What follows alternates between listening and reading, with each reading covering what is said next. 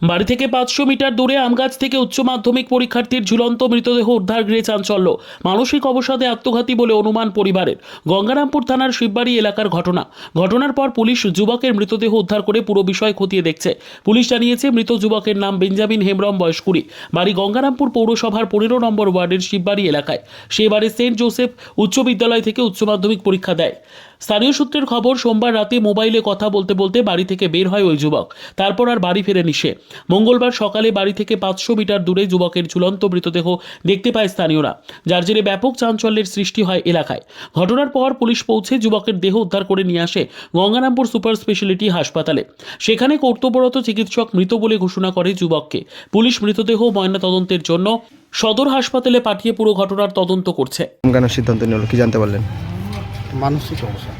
আচ্ছা, কি হয়েছিল? আর সেটা বাড়ির লোকের কাছে জানান নেই, আমরা বলতে পারছি না সেটা।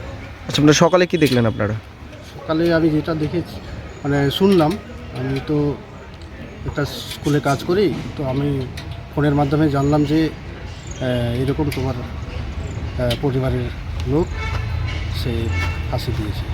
কিন্তু যতটুকু জানলাম লোকের কাছ থেকে, ও নাকি ফোন করতে করতে মাঠের দিকে গিয়েছিল, যে জায়গায় গিয়েছিল সেদিকে লোকজনের সংখ্যা কম। বাড়ি থেকে কতটা দূরে গিয়ে? মোটামুটি 50 কিলোমিটার, 500 মিটার। কি কি কি কোন গাছে ছিল? আম গাছের দাম। কি মনে করছেন তাহলে হঠাৎ করে এরকম কেন করলো? এটা মানসিক অবসাদেই বলতে পারে। তাছাড়া আমাদের বাড়ির লোকের কাছে তো কোনো খবর আসে না। কারোর সাথে কি প্রেম, কিছু ভালোবাসা কিছু করতো? সেটাও আমি বলতে পারছি না এই মুহূর্তে। যে মারা গেছে তার নাম কি? বেঞ্জামিন হেমব্রম। পড়াশোনা করতো? পড়াশোনা করতো, উচ্চ মাধ্যমিক পরীক্ষা দিয়েছে কোন স্কুল থেকে? Saint Joseph high school, Rajibpur Saint Joseph high school.